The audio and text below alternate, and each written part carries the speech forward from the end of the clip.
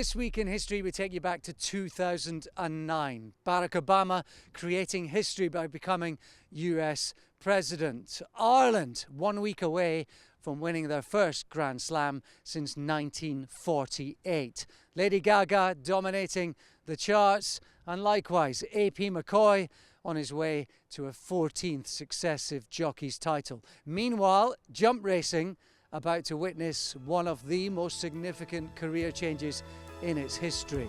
This week, we remember Big Bucks. As they race up the hill in the World Hurdle, and Big Bucks and Ruby Walsh are now getting on top from Punches Downs and racing up towards the line. It's Big Bucks who's going to win it. Big Bucks wins.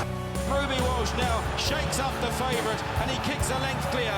He goes 2 lengths clear, and this is a great staying hurdler, and Big Bucks wins his second World Hurdle. It was never in doubt.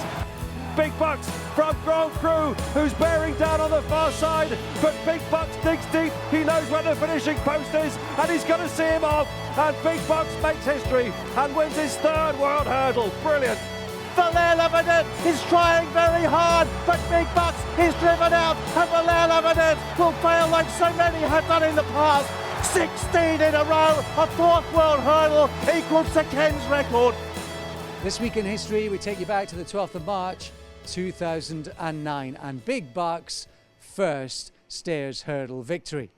Now, at the start of the 2008-2009 season, Big Bucks was a would-be chasing star. He'd won at Aintree the previous year and was a Gold Cup contender. In fact, he lined up at the Hennessy Gold Cup as second favourite for that big handicap, with Sam Thomas, the Gold Cup winning jockey, Paul, on board. It's understandable. I think we would have given been that bang there, really. Become such a people's We had a nice horse trip through the round. I year. was probably a little bit further back initially than I wanted to be, but he jumped so well, and obviously they go such a good gallop. I knew we'd be able to creep into it.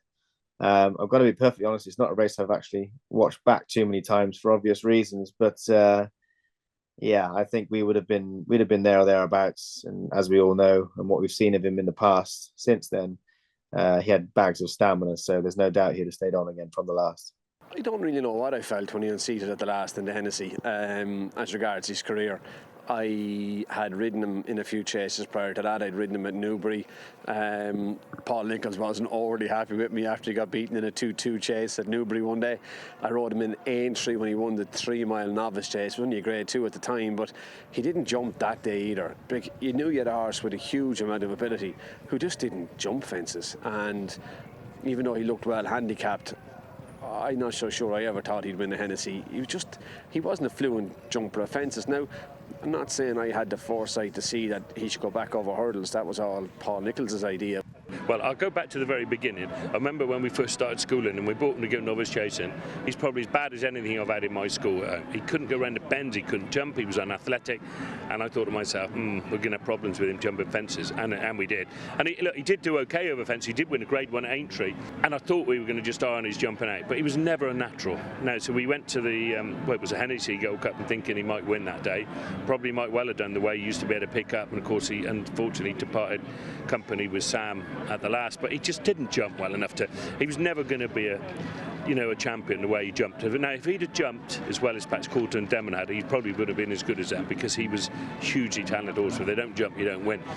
So the thoughts in the paddock afterwards, Andy was a bit disappointed, and Andy was saying to me, I really want Ruby to ride him, really want Ruby. That's no disrespect to Sam, but Ruby'd won the chase on him at Aintree, and I'd said earlier in the season that he won't get off Coulter, so we'll stick with Sam or somebody else. But I thought about it long and hard that night, and I rang Andy the next day and said, look, why don't we go over hurdles? Why don't we run him in the Cleve hurdle and just get a bit of confidence back and see where we are? You never know, he might be a world hurdle horse. He said, I think you're bonkers, but you're in charge.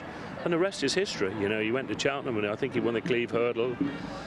Then he won that world hurdle the first time and ended up winning 4, didn't he? And just amazing horse. Couldn't jump a fence, but was brilliant over hurdles and hugely talented. An enigmatic horse he was, but you've never seen a horse walk a box like it. And we had to have him in the front yard, funny enough, because he didn't like it anywhere else. And as long as he went out, his 2 mates either side of him went out at the same time as him, he was all right. But if one of them went out and he was left in, or vice versa, never heard a horse scream like it. He was a complex character, but with a huge engine. And part of training is getting into the head of those horses. And Ruby knew him better than brilliant. I mean, he was just a horse in the race. He'd switch off and kid you along a little bit, and kid probably the opposition, but Ruby just pick him up and away to go. And he went to Cheltenham on New Year's Day and he won a handicap. He absolutely bolted it. He was nearly as big as certainly in a handicap as a mastermind it had been. And then he went to the Cleve, obviously getting weight off rivals, and he won the Cleve. But a lot of people felt after that with Casbah Bliss and Punchestown and the turn and weight that, you know, he'd have to improve again to win a Stayers. But when you think about it, like, he was only third choice in that Stayers hurdle, his first Stayers hurdle.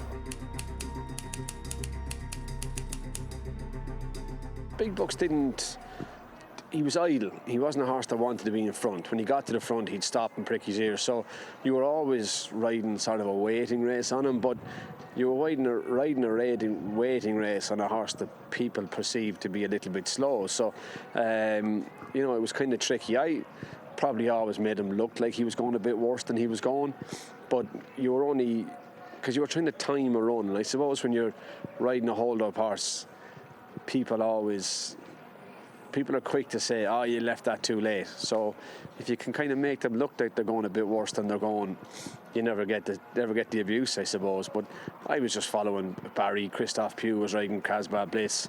Barry rolled off the bend on Punchestown, and I just had something to go and chase, and actually probably got to him sooner than I wanted to get to him. He missed the last, and I had to pick him up again. But you always felt with Big Bucks that he was only doing enough, that there was always way more there.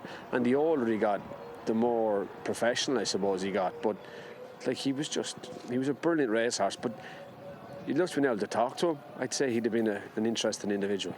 You knew well on his record that Ruby, I could see how Ruby was going on, and I knew full well Ruby was kidding him along a little bit. But one thing, he was always strong from the back of the last, you know, galloped all the way like Cheltenham several times going to the last. He's there with his ears straight, looking like he was going to BB, just took off.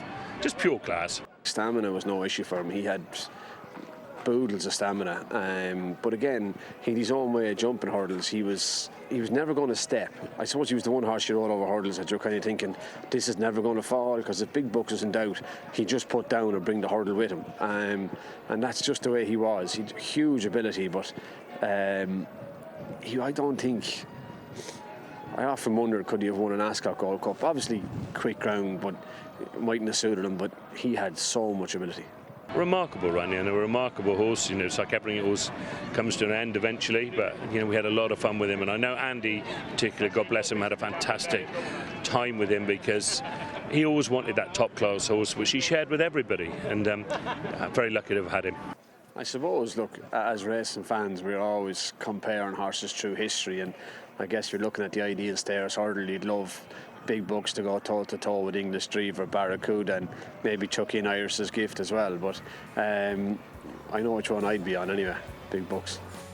Big Bucks is closing under Ruby Walsh as well in the noseband and the red sleeve jacket from Mo Bashir, and this looks a tremendously competitive contest as now they reach the top of the hill with 2 flights left to go. What do you think on the right? Shakervilles with the white face, the dark blue jacket Punchestowns.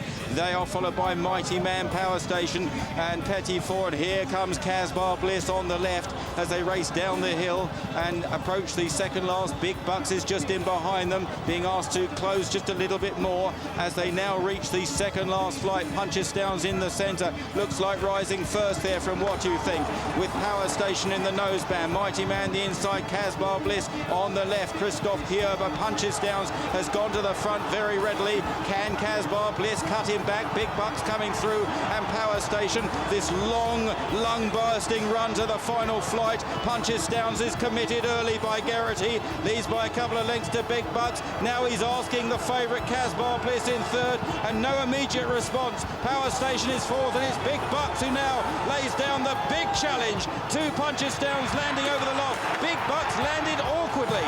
Punchestowns on the far side of Big Bucks. Casbah Bliss well beaten back in third. Big Bucks on the near side of Punchestowns as they race up the hill in the World Hurdle, and Big Bucks and Ruby Walsh are now getting on top from Punchestowns and racing up towards the line. It's Big Bucks who's going to win it. Big Bucks wins from Punchestowns in second place.